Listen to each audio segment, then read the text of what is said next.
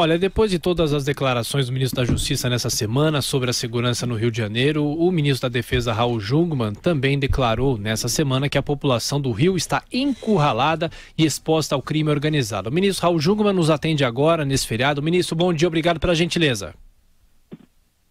Eu sou que agradeço e bom dia a vocês aí que estão na bancada e também aos ouvintes da Jovem Pan. Ô ministro, esse momento que o Brasil está vivendo, essas declarações falando sobre a segurança, sobre a violência, isso não dificulta o trabalho? O que o senhor acha em relação a esse momento? O pico de violência que nós vivemos no Rio, vimos no Rio, na Rocinha, esse pico já foi superado? Que momento é esse, ministro? Bom, em primeiro lugar, você tem que apresentar uma realidade, eu procuro apresentar uma realidade do que é a questão do crime organizado no Brasil. Acho que são deveres de responsabilidade que nós temos e não, digamos assim... Ô ministro, nós vamos refazer a ligação para o senhor. A ligação, infelizmente, está muito ruim.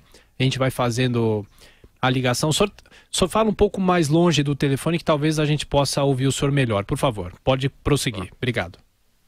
Melhorou? Fica melhor? Agora sim, muito melhor. Vamos lá. Então, o que eu dizia é o seguinte, eu acho que nós temos a obrigação de passar à opinião pública uma noção clara dos riscos que representa o crime organizado hoje no Brasil.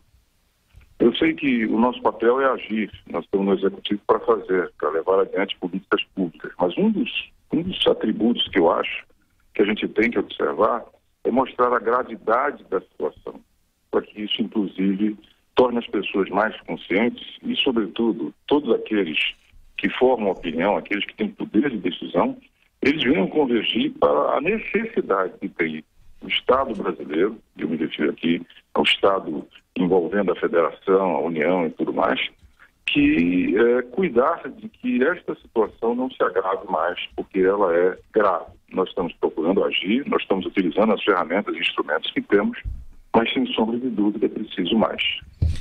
Ministro, bom dia, Marco Antônio Villa, ministro. Diversas vezes, inclusive que o senhor foi entrevistado aqui no Jornal da Manhã, numa das vezes eu recordei numa audiência pública da Câmara dos Deputados, o senhor tinha alertado já há meses, isso não é de hoje, essa situação que hoje o Brasil tomou conhecimento, assim, de forma, foi apresentada ao Brasil, né, dessa relação entre política, eleição e crime organizado. Eu me lembro que o senhor mostrou o mapa do Rio de Janeiro, apontou uma área sob domínio do crime organizado, outra sobre as milícias, dizendo que vereadores são eleitos ali, deputados e assim por diante, né? Portanto, isso é de conhecimento público e tal. Mas a minha preocupação, a minha questão ao senhor é a seguinte: se o senhor tem, através dos órgãos de inteligência e de informação das Forças Armadas, informações, por exemplo, que devem ter subsidiado, creio, a fala do ministro da Justiça, por que não aplicar o que determina a Constituição no capítulo 6º da intervenção, no artigo 34, inciso 3? Ou seja, por que não ocorre uma intervenção federal no Rio de Janeiro, tendo em vista, de acordo com o ministro da Justiça, seu colega de ministério, a corrupção ela tomou os 3 poderes do Rio? Bom, em primeiro lugar, professor, um prazer estar falando novamente com o senhor. Eu creio que a não aplicação se deve a 2 motivos. O primeiro deles é que seria paralisado toda e qualquer tramitação das reformas constitucionais. Então, por exemplo, a reforma da Previdência, e evidentemente você não vai fazer uma intervenção por 1, 2, 6 meses. Teria que ser uma coisa, acho eu, que durasse bem mais tempo. Então, isso teria que ir ao Congresso Nacional. O Congresso Nacional, se estivesse em recesso, como o senhor sabe muito bem, na Constituição, ele teria que se reunir e dentro de um prazo mínimo ele teria que dar uma posição e a partir daí nenhuma emenda à Constituição seria possível de ser realizada durante o tempo que durasse essa intervenção. Além disso, os custos de uma intervenção como essa, dentro do quadro que nós estamos vivendo hoje, fiscal, professor, ele seria realmente, eu acho que proibitivo. Então eu acho que essa situação, como inclusive aconteceu no passado, o senhor deve estar lembrado, a intervenção branca durante o governo Fernando Henrique no Espírito Santo, também praticamente a intervenção branca que foi feita no Acre, para o Delbrando Pascoal, os presidentes, eles, digamos assim, recuam diante dessa possibilidade pelas implicações que existem. Agora, se nós fôssemos observar formalmente a questão, eu concordo com o senhor. Artigo 34, inciso 3º e mais, até o 5º e o 7º, também eles estariam contemplados nessa hipótese. Ministro, deixa eu pedir, por favor, que o senhor pudesse comentar. Segundo o jornal o Globo, o presidente da Câmara, Rodrigo Maia, só lembrando ao nosso ouvinte que é do Rio de Janeiro, ele está em viagem ao exterior, né, com outros deputados. Ele disse: ou o governo não sabe o que está falando, ou vai ter que intervir. O governo sabe o que está falando, ministro? Bom, o que eu posso lhe afirmar é o seguinte: ontem, no mesmo Globo, o ministro Torquato Jardim, que reputa um homem sério, um homem honesto, ele disse que as afirmações que ele tinha feito no dia anterior eram pessoais, portanto, eram privadas, eram dele. Então, eu vou me abster aqui de comentar as declarações do ministro, embora ressalvando que ele é um homem público sério. Agora, sob o ponto de vista do governo, certo? Nós sabemos o que estamos fazendo, sabemos o que é, digamos assim, o terreno que nós estamos pisando. Eu sempre chamo a atenção, professor Marco Antônio, de que a gente tem que ter cuidado para não satanizar o Rio de Janeiro, porque em graus diferentes, mas nós vivemos também situações críticas em outras unidades da federação. E lembrar também, eu já disse aqui nesse programa e muitas outras vezes, de que a grande diferença, ou seja, o grande diferencial do Rio de Janeiro é que o crime organizado controla o território. E quem controla o território, no tamanho, na dimensão que o crime organizado, o narcotráfico tem no Rio de Janeiro, é inevitável que ele penetre as instituições do Estado.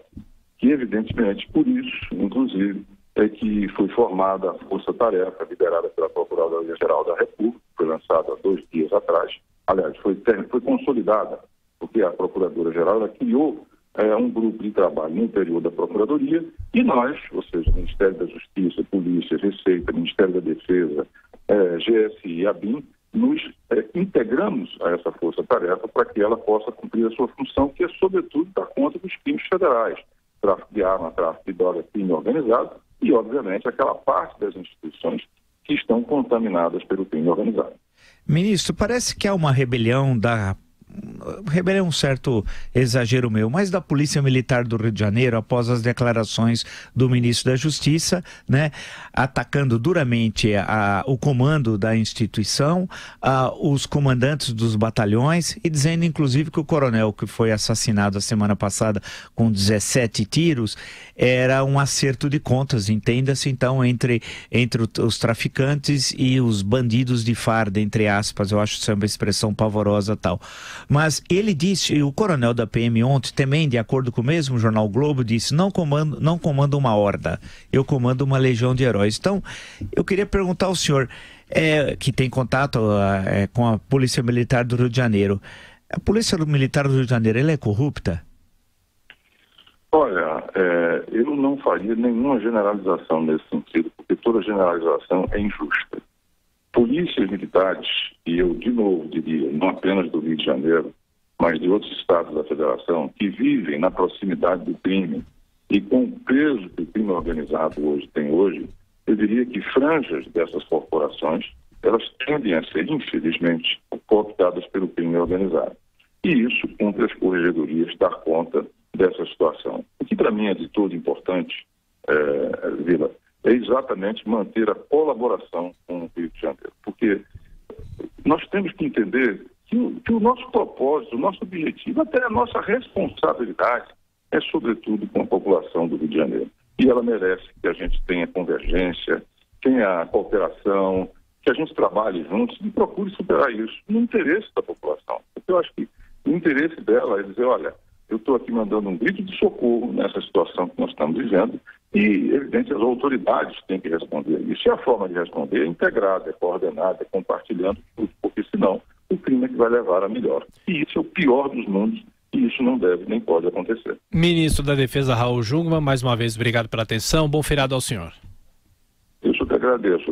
Professor, obrigado pelo livro, tá na minha pasta para poder ler assim que eu tiver um tempo mais de voo, porque na terra fica muito difícil. Grande abraço. Um bom feriado para todos vocês. Obrigado. Obrigado.